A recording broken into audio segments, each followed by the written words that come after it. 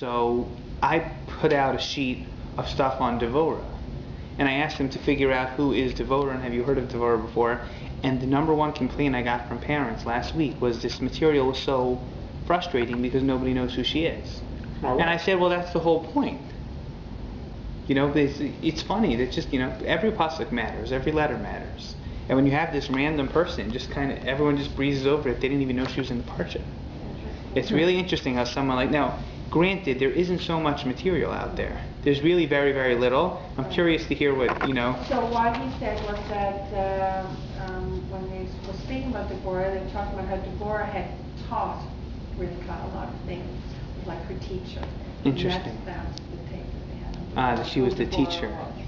Right. We suggested last week that Devorah was more of a living testimony to Rivka's success. That's, but very interesting. Yeah, but it was interesting to me that they were speaking about the same. Yeah, I think certain things hit certain people. You know, I look at the parsha and I read through and I say, what's interesting? Which things do I remember that when I look back at the Chumash, they don't look the same to me?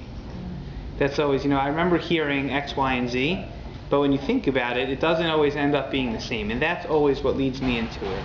But so this week, we're back to one of our previous themes. And what we were talking about in the past has been biblical characters, or specifically characters in Sefer Bereshis, that appear to have a terrible reputation. There are sheets here, I'm sorry. These characters in Chumash that have a terrible reputation, you ask anybody on the street, was Esav a good person or a bad person? And you look back at the Chumash and it's not so obvious that where Chazal drew these descriptions of Esav from. We said the same thing about Lavan. We talked about Terach in the first week. Abraham's father, was he interested in God? Was he not interested in God? Over and over, all these different characters. So now this week we'll continue on in that theme, and we'll talk about really a contrast between Reuven and Yehuda in the sale of Yosef. If you look at the psukim in source number 1, Perek Lamed Zayin, in Parshas Vayeshev, the Torah tells us, Vayiru Thu May rachok. So we'll jump right into the story that the brothers see Yosef coming, and Yaakov sends Yosef to go find the other brothers. They see him coming from a distance. Uviterim yakrav alehem, and before he approaches them, Vayisnaklu oso lahamiso. They conspired toward him to kill him. So Yosef's really in for it. Vayomru ish al achiv, pasuk yotes, and one said to his brother, Hine, look, Baal hachalamos halazeba, the dreamer is coming. So they refer to their brother. Ve'ata, so now, l'chu v'nahargeu, let's go and kill him. V'nashlichehu be'achad haboros, and we'll throw his body into a pit. Ve'amarnu, and we will say, Chaya ra'ah chalasu, a wild beast has devoured him. V'nireh, and then we shall see, ma yiyu chalomosaf. Now we'll see what will be of these dreams that this younger brother has had. Okay. In the bold, verse 21. Vayishma Reuven heard, Vayatzilehu miyadam. And what does Reuven do? He saves him. Vayomer, what does he say? Lo nakenu nafesh. Let's not kill him. Vayomer aleihem, Reuven says to his brothers, Al tishpechu dam, do not shed blood. Hashlichu oso el habor hazeh asher bamidbar. Let's throw him in the pit in the desert. V'yad al tishlichu bo, and do not place a hand on him. Leman hitzil oso miyadam lahashivo el aviv. Notice the end of this pasuk. Leman is a third party, is the narrator of this story, which is rare in Sefer Bereshis.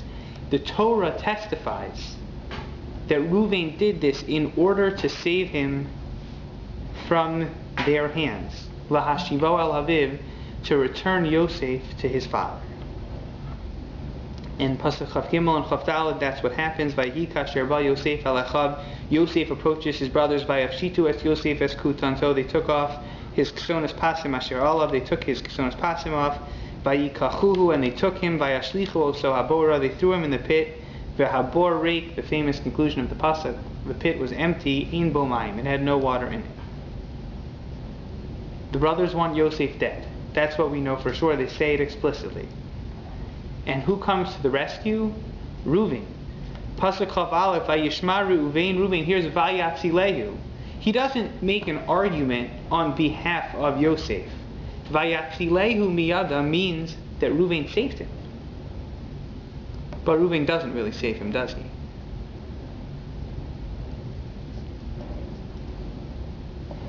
So comes Rashi, famous Rashi, maybe saves him from death. Maybe. At this point, right? Yeah. They would have killed him? They wanted to kill him, right? Yeah. He would have been dead. Well, how long did they conspire against him? I mean, it says they saw him coming and then they conspired. Obviously, you don't conspire to kill your brother quickly like that. That's an excellent point. I didn't think about that. I heard it as soon as you said it. I thought about it. That's a great idea.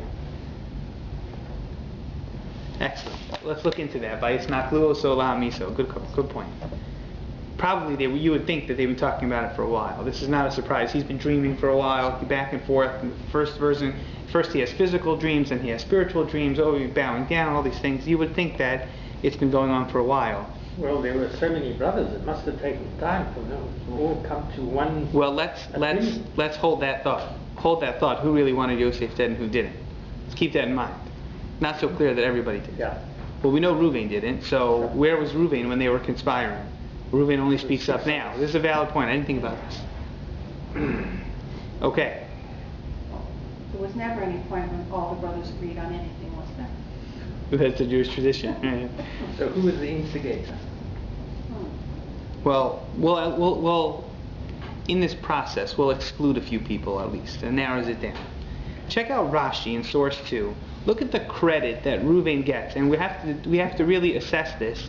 Is it fair that Rashi gives him this much credit? Leman hitzil osod, quoting that part of the pasuk where the Torah states specifically that the Torah knows what Reuven was thinking was just. Ruach HaKodesh me'ida al Reuven. Right? Ruach HaKodesh testifies on Reuven, whatever that means. The divine spirit testifies in the Torah. Shelo amar zos ela lahatzil osel. The only reason Reuven said this was to throw him into the pit, was to save him. Sheyavo hu v'yalenu misham, so that he could come and pull Yosef out, probably when they're not looking. Amar, look at the noble words of the Midrash's description of Reuven. Reuven said, Ani bechor v'gadol shebekulam. I am the bechor, I'm the firstborn and the oldest of them all. Lo yisleh hasirchon ela bi. The foulness of this deed will be hung upon no one but myself. That's the reason he saved him? Also a good question. But even if you look at it a little bit more optimistically, Reuven says, I'm the oldest brother, I have to step up. What his motivations were, maybe you could question them. But if anybody does anything here, it's Reuven. Rashi gives Reuven the greatest of compliments. He realizes that the entire family is against him, no one else is going to save his brother, and he says, I am the Bechor, it's my responsibility, and he goes on his mission to save his brother. So Reuven is a great guy. Reuven had this amazing intention. Now later, the Torah does tell us that Reuven comes back to the pit, and if you turn to the back side of the sheet, in source 5, on the top of the back side of the sheet, verse 29, Pasuk Chaf Tes, Vayeshev Reuven al Habor, right after the sale of Yosef.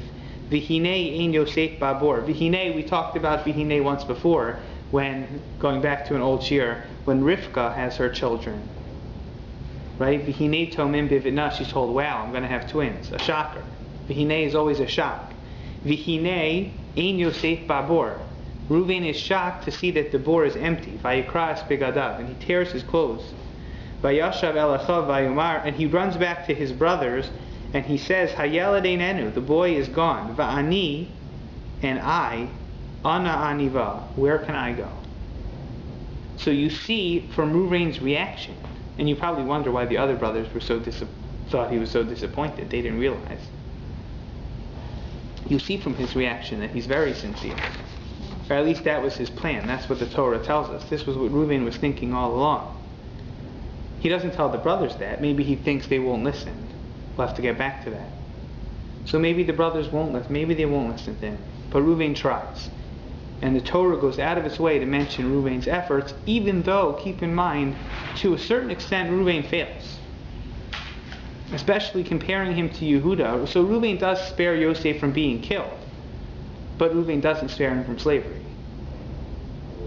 So it's an interesting thing to balance here. Is Reuven doing a good thing? Does Reuven deserve this much credit?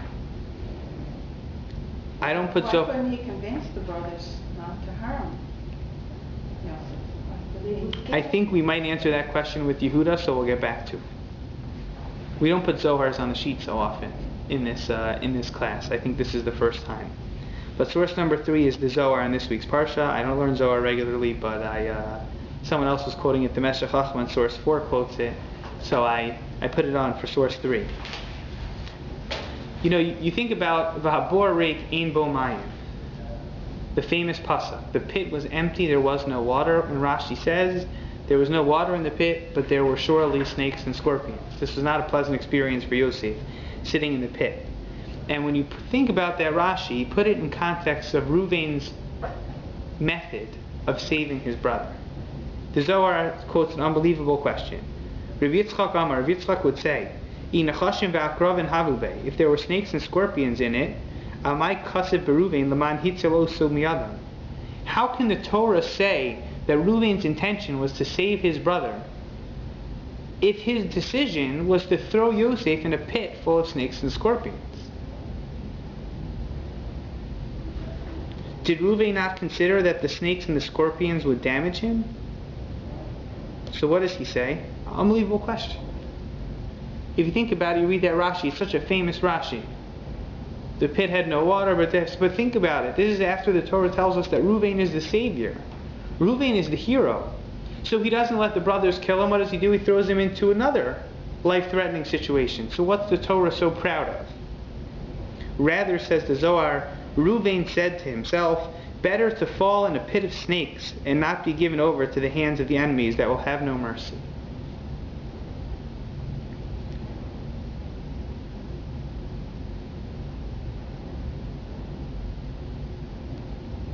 An unbelievable line. Ubegin kach, and at the end of this paragraph, the Zohar writes, and for this reason, Amar, the Torah states, look at that pasuk carefully, Leman hitzil oso miyadam, in order to save him from their hands. Miyadam daika, v'lo ksiv leman hitzil oso. The Torah does not say that Reuven's intention was to save his brother. The Torah says his intention was to save his brother from their hands. He saved his other brothers from killing Reuven with their hands. It wasn't that he didn't care if Yosef lived or died. He didn't want his brothers to have his death on them. Rather, look at that last line. V'sulo el amar Reuven yishtaziv min yadayu v'yamas begova yamas. I will take him from their hands, and if he dies in the pit, so be it. So he's not so we're thinking that his God... He doesn't want blood on his brother's hands. But he doesn't care about his brother being killed. He only worries about that he shouldn't have the faith to stand. So the way most Mefarshim explain the Zohar, I agree with you 100%. Most of the Mefarshim explain the Zohar also as a generous... It's a negative statement on the brothers, but it's not such a negative statement on Reuven. Most of the Mefarshim say here that what the Zohar means is that the brothers were so angry with Yosef, there was nothing he could say or do. There was no way out. The Zohar has in the middle here that this is the expression. There apparently people had this expression. Where is the line? Where does he say it?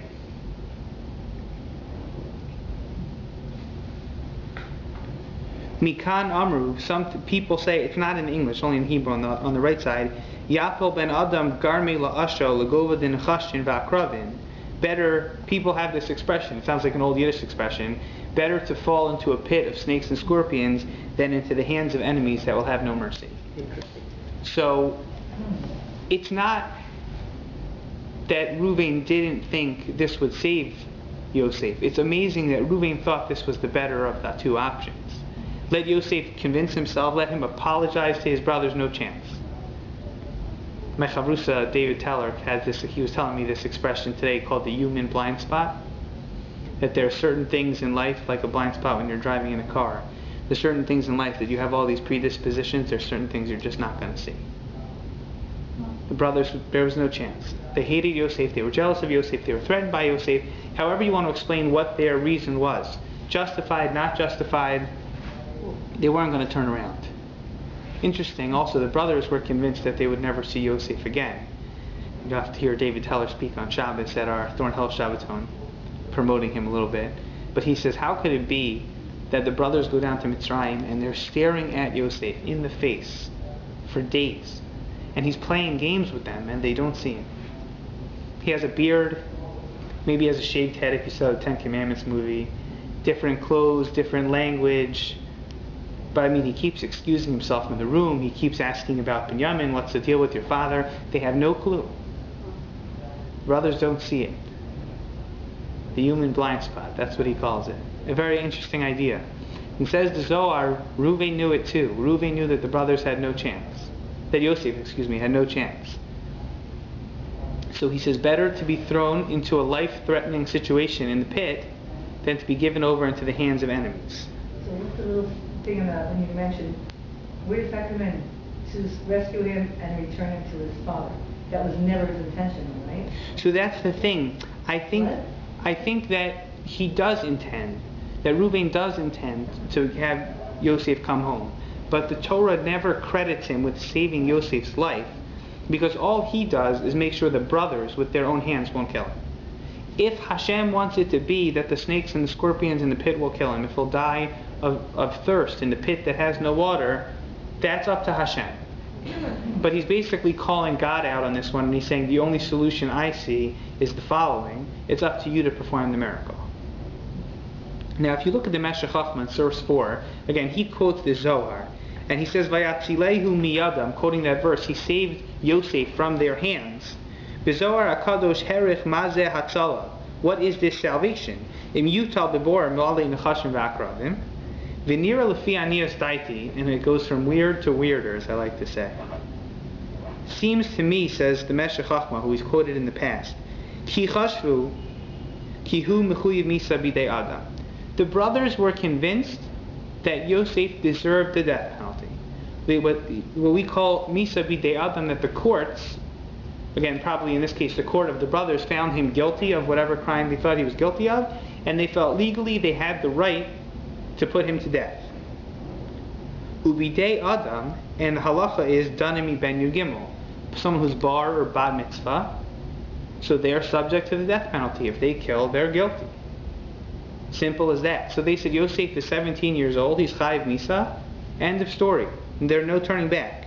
However, ubedinei shamayim ein danim ad ben chaf. But we know that in the rule of heaven, death that comes from heaven, that doesn't come from a court, ain't done in ad ben chaf. A person is not responsible or isn't judged until the age of 20. This is a Yerushalmi in Bikurim, the Talmud Yerushalmi. V'hu lo higia lechaf. So says the Meshech Chochmah, if you read the Zohar, one technical problem. If you want to credit Reuven with saving his brother, he's basically ein som chna hanes, right? We have that famous rule. You're not allowed to rely on nace. You're not allowed to say, listen, I'm going to jump into a pit because I see that as a great idea, a good place to get some shade, and HaKadosh Baruch Hu cares about me, so he's not going to have me killed. You can't do that. So Reuven doesn't have the right to do that either. Reuven, the righteous, the one who says, Lo yitol ha-Zirkind ela bi, they're going to blame me, I need to do something, but he doesn't get the job done. So the Zohar says he's going to be somech on hanes. He's going to assume that he's going to get that Yosef is going to get saved. Hashem is going to perform a miracle. How Reuven knew he had the right to do that? Good question. Meshech Chochmah says, I don't think that's what you have to say. Classic Lumdish answer. I could give you a much easier answer. Technically, bidei shamayim, he didn't deserve to die. He wasn't even 20 yet. So there's no way God would have him killed. Pretty strange.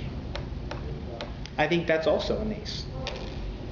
Right? We say someone's not chayiv bidei shamayim. That means if they do a terrible aveira that comes with kares, one of the punishments bidei shamayim. So there, we say the heavenly court doesn't judge someone at such a young age. Only when they're 20 does court start to judge them, and then you can worry about these heavenly punishments.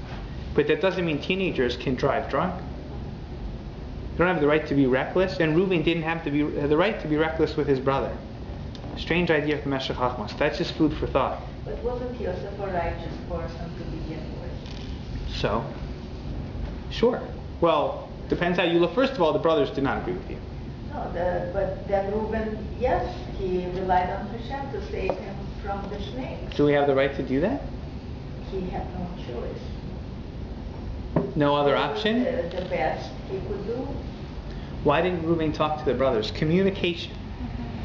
Like you yourself said, it's a blind human spot. They would. No way. Maybe. Why didn't he tell Joseph to run away?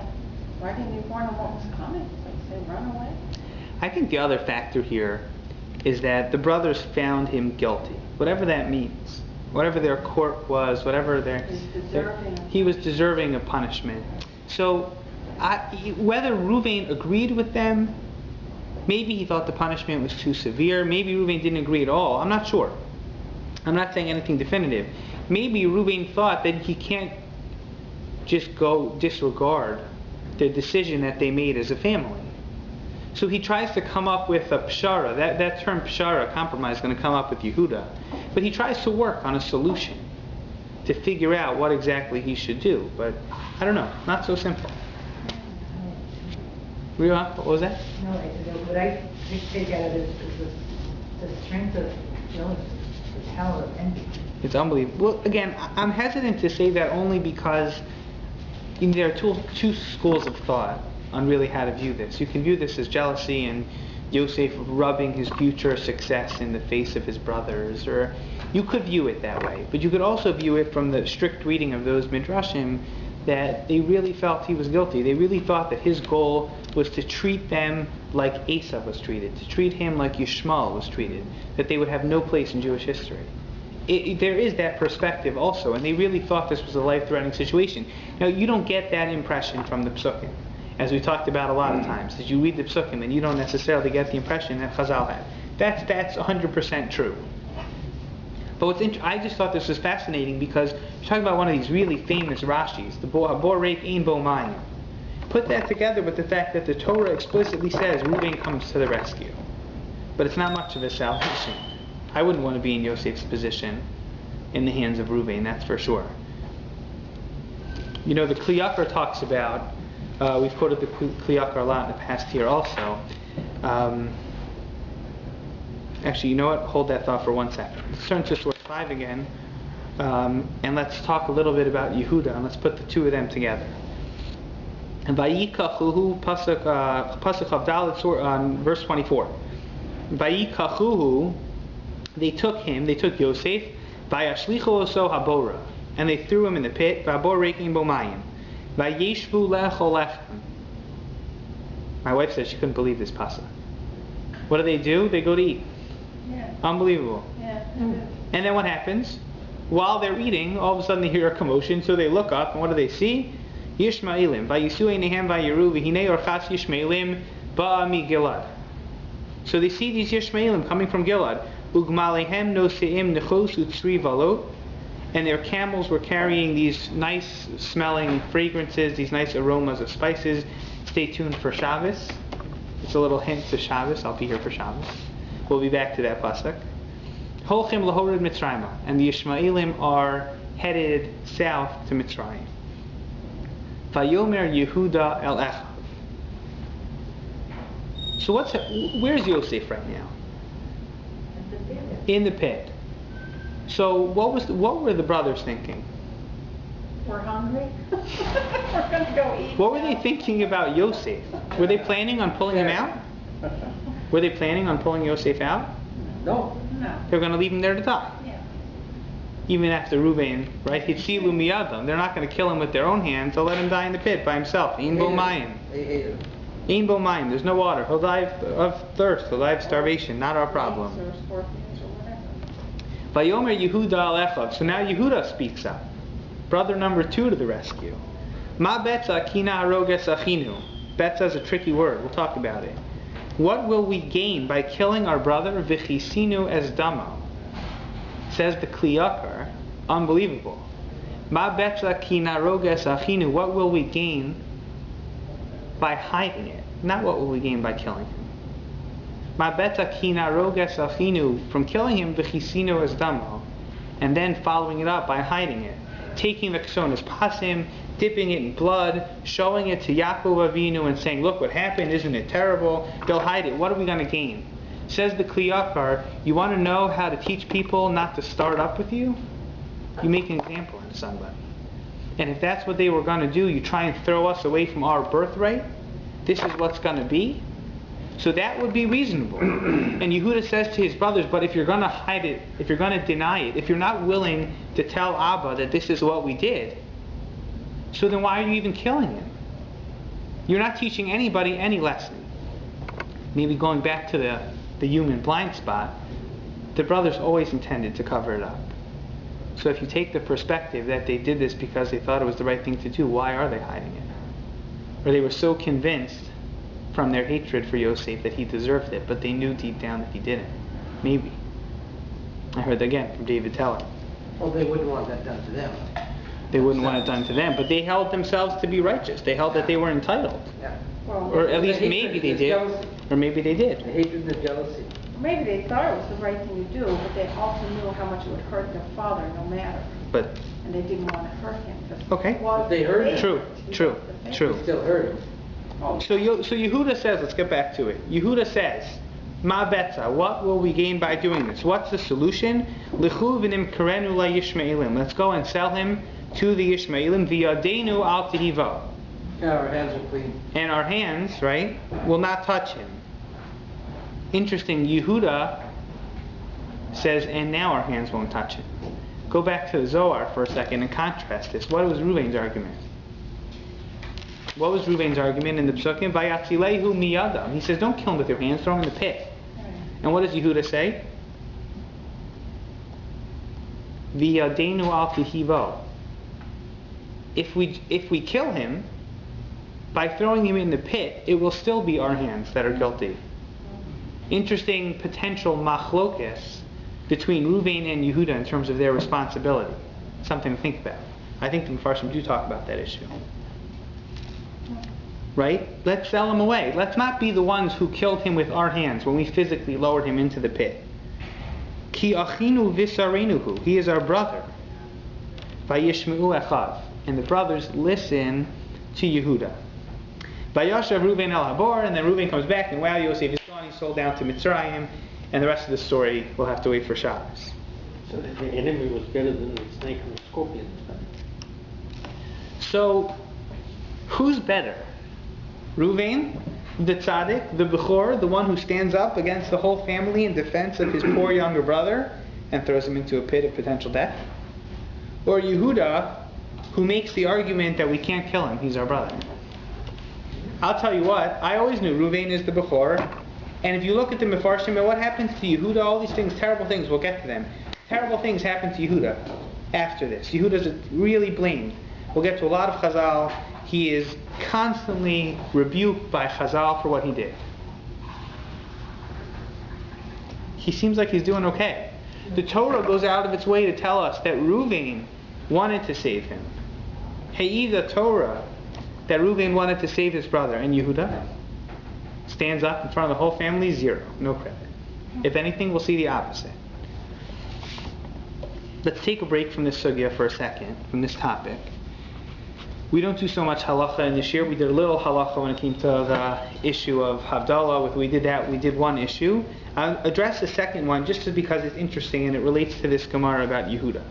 Source number 6 is a Gemara, Talmud Masechet Sanhedrin. And Rabbi Eliezer has a very interesting statement that its interpretation is a little bit controversial. Rabbi Eliezer Omer. Rabbi Eliezer would say, Harei shegazal sa'a shal chitin. A person steals a certain amount of wheat. V'tachna, and he grinds it. V'afa'a, and he bakes it. V'hifresh mimena chala, and he separates chala like he's supposed to. Ketzad mevarich. What bracha do you make on your stolen loaf of bread? And in the bold, in the Hebrew, Ein zeh mevarich ela minayis. One of my favorite phrases in all of my learning so far. This is not a blessing, says Rabbi Eliezer. This is blaspheming. Ein zeh mevarich. This is not a mevarich. This is not a respectable bracha. This is blasphemy. Fascinating idea. Says the Gemara, how do I know this? Val zeh nemar ubotzei aberich nietz Hashem. Pasuk in Tehillim. What is the pasuk? Botzea is tricky. Botzea in this context we'll assume means a thief. Botzea berich, the thief blesses. He thinks he's doing a great thing. Nietz Hashem. He is blaspheming against God. So you steal bread, and you think you're doing a good thing by making a bracha, don't fool yourself. So should you make the bracha or should you not? Not? Depends. So we have 3.5. 3.5 out of 4 say no, and 1/2 says maybe. Yeah? Obviously, he's a guy. He's a gone. You do make the bracha. Now why? No, I just thought you asked something else. You think he does make the If you're bracha? stealing because you're starving, wouldn't you make the bracha? What's that called? The Heinz dilemma? Familiar with the Heinz dilemma? I was a psychology major in school, so the Heinz dilemma, I only know this because of the religious content behind it. The Heinz dilemma is a story, someone who studied ethics, I think, wrote this piece about a guy whose name was Heinz, and his wife had this deathly illness. You've heard of this. His wife has this deathly illness, and he goes and they have this trial, medication, I don't remember the exact details, and it could save his wife's life. And the guy says, sure, no problem, I'll sell it to you, $50 million. So the guy says, look at me, I don't have $50 million. He says, if you don't have $50 million, no medication. So is it ethical for him to steal it to give it to his wife, or is it not? So that's the famous Heinz dilemma. I always remember that, not because I have a great memory from my psychology classes, but because there was an article written, I think, in the RJJ journal, which I don't know if anybody's ever seen. RJJ has these contemporary halachic issues. And there's this Rabbi Dratch, who was a rabbi in a bunch of different shuls in the States.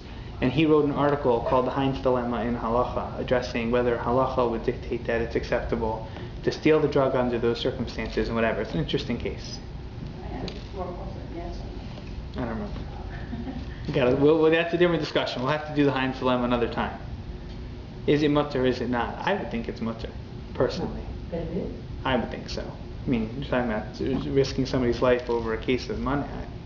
I would think that chayecha kodman, you have a responsibility to take care of your wife, or anybody else. There's no guarantee that the medication will work. Right, maybe there's no guarantee the medication will work, and if you let this person do it, then where do you draw the line? There are for sure a lot of issues. Not an easy thing. Instinctively, I would say go for it. It would make a great Hollywood movie. You should definitely do it. But that's a different question. So here we have a similar question. Okay, the guy steals it. Let's say he has completely unethical motives. His wife does not need bread. He steals the chitin. He does that. The whole process. Notice how he takes challah also. A very firm guy, right? I always wonder in this Gemara, Ketzad Mevarich, is that a bracha on the challah, or is that a bracha, or you make a bracha on the hafrashas challah, or is that a bracha on the food? I assume it's talking about a bracha on the food.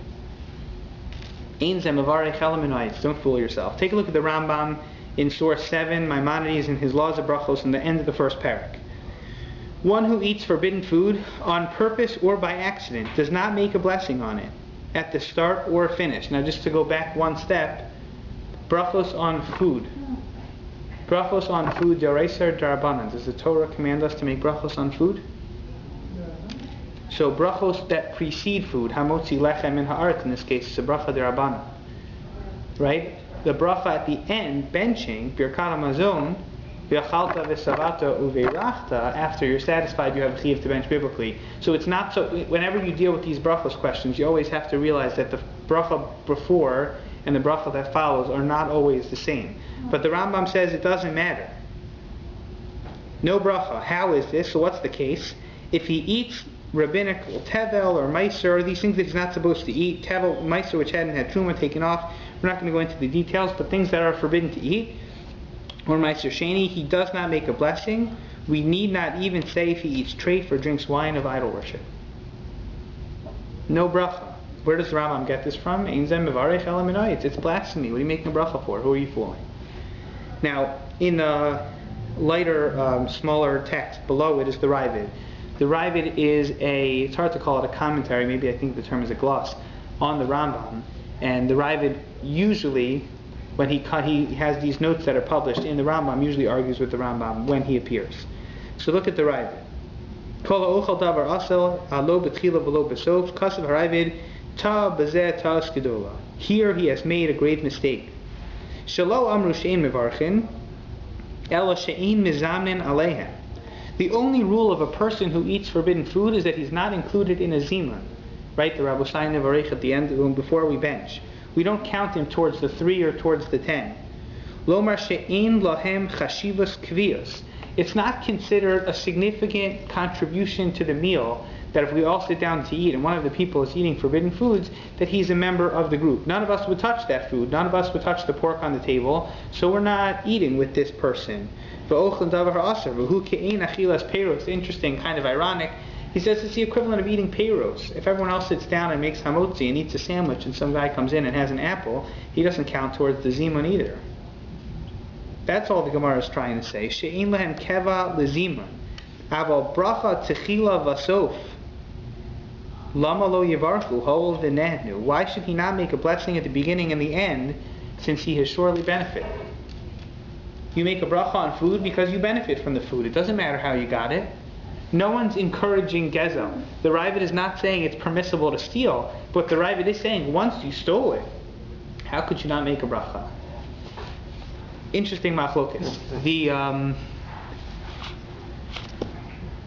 Shulchan Aruch, I looked this up earlier today in Kuf Tzadi Vav, in volume 2 in the Mishnah Berurah versions here. Achal davar aser, if a person eats something that is forbidden to eat, af al pi she'eino aser el midrabanan, even if it's only prohibited rabbinically. Something that the Rabbanan said you can't eat, but min ha-Torah technically it's mutter.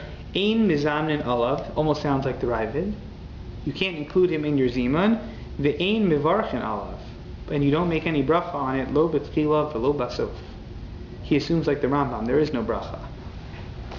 Very interesting idea. However, just to clarify, im achal davar iser b'makom sakana, halacha beis in the Shulchan Aruch, if he eats it because there is danger to his life, meaning the cure for your disease is not kosher, mivarchin alav, you surely do make a bracha. Very interesting machlokas. It all stems from the ambiguity in source number 6. Botzei abirech, the pasuk says, this thief makes a blessing, he blasphemizes Hashem, blaspheming against Hashem. Let's go back to that Gemara for a second with that little piece of introduction, and let's read the next line. Rabbi Meir Omer, that was Rabbi Eliezer. Rabbi Meir says, back in source 6, Lo nemar botzeya ela keneged Yehuda. Botzeya, the thief, or here we're going to translate botzeya a little bit differently as the person who compromised, is referring to Yehuda from our story. Shenemar vayomer Yehuda el achav. What does Yehuda say? Ma betza ki naharoges achinu. What do we say? Ma betza. What will we gain? Right, this is his compromise. Ma betza. What will we gain from killing our brother?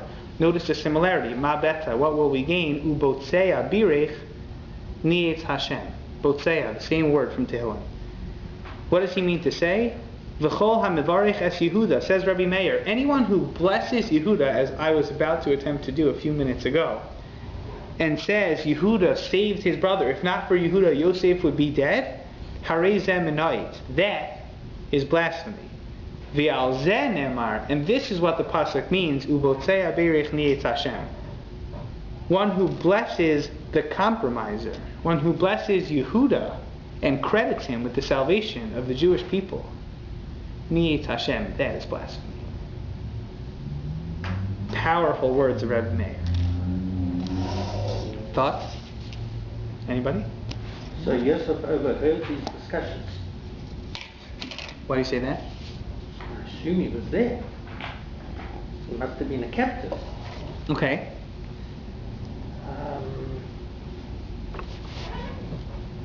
So they killed him anyway.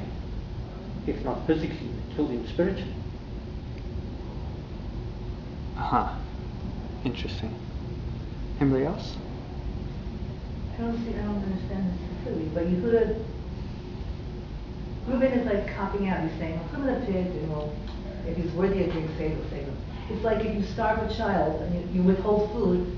I'm not starving. I don't know. You're a murderer. You're killing the child, even though you're responsible just as if you put a gun to the kid's head. But so Reuben takes, to me, it seems that Reuben takes this lofty, like, if he deserves to live, he'll live. But Yehuda says, like, get him out, let's take him out. What do we gain from killing him?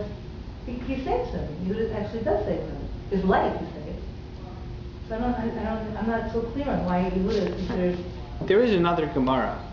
I had a chance, my first speech in Toronto this year, after we moved was in Rabbi Rothman's shul, in the Aish Thornhill Community Shul.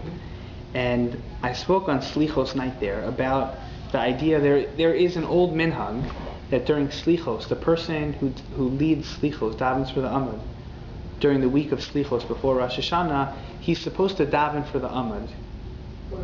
He's the person who leads Slichos in the morning. He leads services the whole day. Shachris Mincha Ma'ariv, morning, afternoon, and evening, he leads the services, all three, because he led in the morning. And the source that they quote for that custom is a Gemara that says, Kol hamaschil b'mitzvah, anyone who starts a mitzvah, omrim lo gemor. We tell him, finish the job. Sounds like my mother. That's what I said at Thorn in the other shul. It sounds like my mother when I was cutting the lawn. If you're going to start it, you better finish, right? Yeah. So you're going to start the mitzvah, you have to finish. One perspective. So that Gemara gives a number of cases of people who started mitzvos, and you would think did a noble thing, and they didn't finish the mitzvah, and the credit is taken away from them. And one example the Gemara gives is Moshe Rabbeinu. That Moshe Rabbeinu is credited with taking the bones of Yosef out of Mitzrayim. Right? He's the one who gets them out from wherever they were, and he says, we're not going until we have the Vayikach Moshe, the pasuk says, if I remember correctly, Es Atzmos Yosef Imo. Who takes the bones of Joseph through the desert? Moshe himself. What does it say in Sefer Yoshua, in the book of Joshua, when the Jewish people entered the land of Israel finally?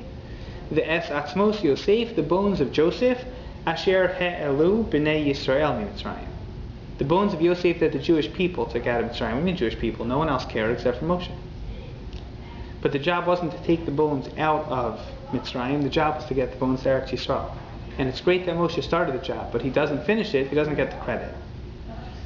But then the Gemara turns, and it doesn't do an about face, but it starts to get very intense. And the Gemara says, if you start a mitzvah, and you don't finish it, you'll end up burying your spouse and your children. Holy man. How do you know this? Yehuda. Vatamas, it says it, Vatamas Bashua, Eshes Yehuda, Yehuda's wife dies. And we know the story, his sons die, and that's what happens with Tamar and the Yibum and everything. So why is this all happening to Yehuda? The Gemara says he's the maschil b'mitzvah. Vayomer Yehuda alechav ma'betza ki naroges achinu. Yehuda stands up in front of the family and he says to them, what are you going to gain from killing him? He's got them on the edge of their seats. And what does Yehuda do with it? Sell Mitzrayim. He was so close. Yehuda had the chance. Maybe Reuven never had that chance. Yehuda has it in his grasp. He has a chance to save his brother, and he blows it. That's not fair, because he had to go down to Egypt, right? That's not a fair question. So Hashem probably put into his head that this is how he's going to get there. You've got to be responsible for the things that you say. You can't always cop out and say that this is what God had in plan. You got to do what you got to do. Yeah. An unbelievable charge against Yehuda. So he would have died in a pit by some scorpion or snake. So Yehuda did save his brother by selling him his brother. But okay, fine. And I stole this bread and I made a wonderful bracha. It was so loud, everyone in the room heard it, and everyone said amen. Blasphemy? I did a good thing. Okay, fine. I stole the bread. I made a bracha. Okay. Yehuda did a good thing. He saved his brother. Yosef would have been dead. Now he's not dead. Don't fool yourself into thinking that this is a noble act. This is a person who was so close to getting it done. This is Yehuda, whose descendants, and this is a different discussion, Yehuda whose descendants will be the kings of the Jewish people. Right? The great-great-grandfather of Dovid HaMelech. Did any other brother come to the rescue and say, let's get him out of the pit so he doesn't get killed? That's not Yehuda's. That's not a fair response from Yehuda. Do you think so? Okay, fine. It's true the other brothers didn't do anything. It's interesting. We'll have to talk about this. What is the role of Yehuda in the family, in the totem pole?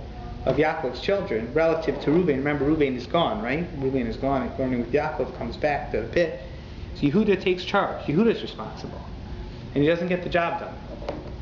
Check out the Meshech Chochmah in source 8. Is he number 2? Is he number 2 brother? That's what it sounds like. Check out number 8, Meshech Chochmah. Ma betzak hi naroges achinu. Rabbi Meir Omer, quoting this Gemara in Sanhedrin that we went with in number 6. Rabbi Meir says, Ubotzea berich ni'etz Hashem. The pasuk says, a person, the thief who blesses God, is blasphemizing Hashem. Kol mevareches Yehuda harezeh min na'etz. Anyone who blesses Yehuda is really doing an act of blasphemy. HaKavana. What is the purpose of this statement? Shehamaseh haya tachlis hatova.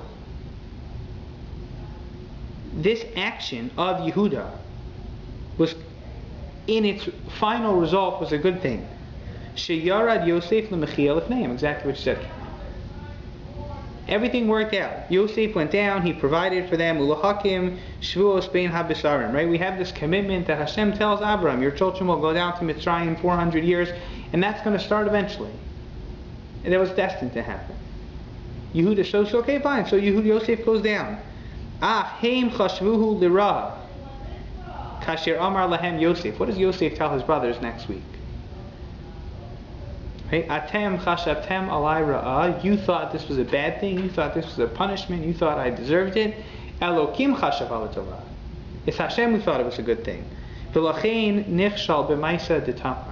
And this is the reason why the Torah goes on with the first thing we hear after the sale of Yosef in the Parsha, the whole story with Tamar, Yehuda and Tamar. Yehuda declines from his major role in the family after dropping the ball with the saving of Yosef. Nira, says the Meshech Chochmah, how does Rabbi Meir know this? How does he know? It's not obvious from the Psukim. The Psukim, it's true. If you look at the Psukim, you see that right after this story with Yosef and Yehuda is so close to saving him and tells them to sell him, that's when Yehuda's downfall. That's when his wife dies. That's when his kids die. That's when he messes up with the Yibum. And Yehuda is called to the task when they're about to put Tamar to death. And he has a chance to, so to speak, make up for it and come to the, I hate to say come to the rescue because it was his fault to begin with. But he has a chance to get up in front of the crowd and say, we need to stop this 100%. But the Psukim themselves never say that Yehuda is as responsible as we make him out to be with the sale of Yosef.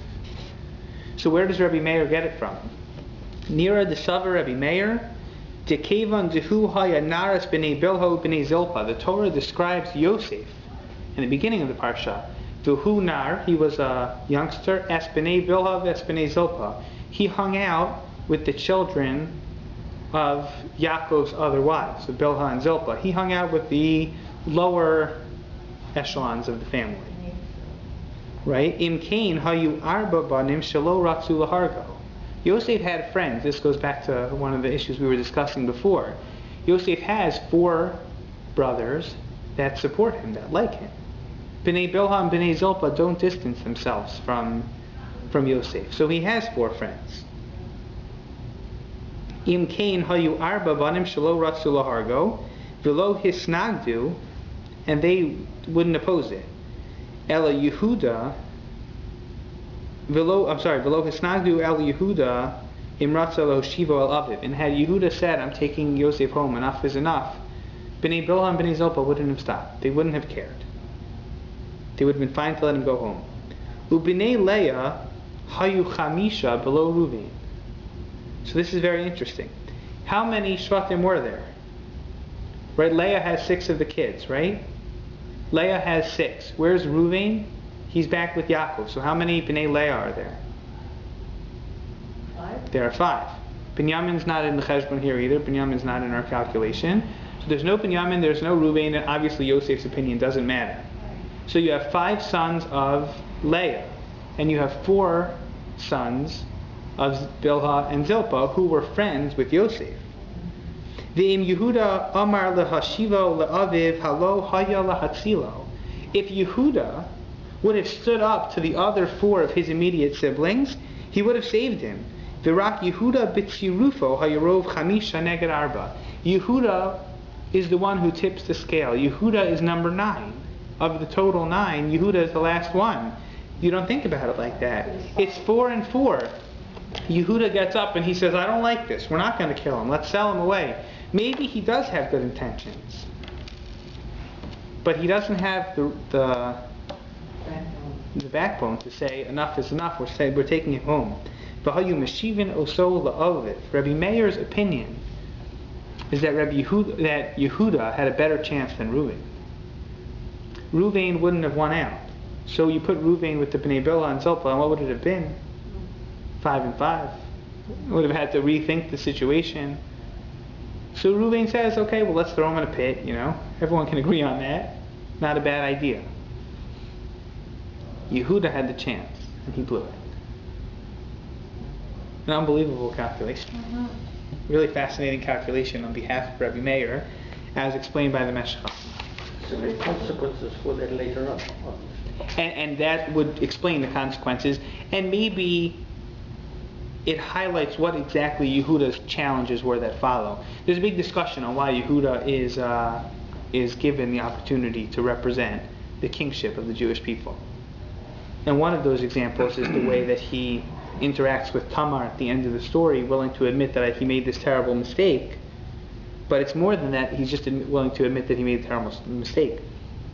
It's the fact that Yehuda isn't making the same mistakes twice. He learns from his mistakes. And this is his mistake. Really to pinpoint what exactly went wrong with Yehuda. He was so close. Notice when you can take, this is not our focus, and I did not look into this as much as the rest of what we talked about, but maybe food for thought. Look at the way Yehuda reacts when they're going to put Tamar to death. He could have come up with a million excuses. Yehuda's a chashuv person, right? He could have said, listen, why are you killing her? Give her a break. We don't even know who the father of the baby is. She's pregnant. He could have come up with something. And what does he say? That's my stat. That's my signet ring. This was my mistake. This is my daughter-in-law. I'm responsible. No halfsies, right? Yehuda goes all the way. And that's exactly what he doesn't do in the story of Yosef when he had the chance. Somebody have a question? In this case, I think we make a pretty good argument for why we're left with the question of Reuven. I think the question of Reuven stands. How Reuven had the right to be somech al hanes. Once Reuven was talking, why didn't he try to do better? Right? The Gemara says, "Tafasta meruba lo tafasta." Not a good idea to try and take too much. So maybe Reuven thought this was his best option. Okay. Question how noble Reuven's actions were. Is it just that the Torah goes out of its way to testify how great of an action Reuven's was? Maybe in keeping with what we talked about before, Reuven was able to overcome his human blind spot, if you will, and look past that and say we shouldn't be making this mistake. Maybe. But we make a pretty good case for Yehuda being reprimanded as much as he is. At least I think so. And it's really interesting. I think that there's a powerful message in this idea, in this understanding of what went wrong with Yehuda about getting the job done. When you have the opportunity to do the right thing, Right. you should do it. There are certain things that are out of our control. There's certain things we're not going to be able to do. But the things that we are able to do, we have to make sure that we get them done. And I think that that's maybe one thing we can take away from Yehuda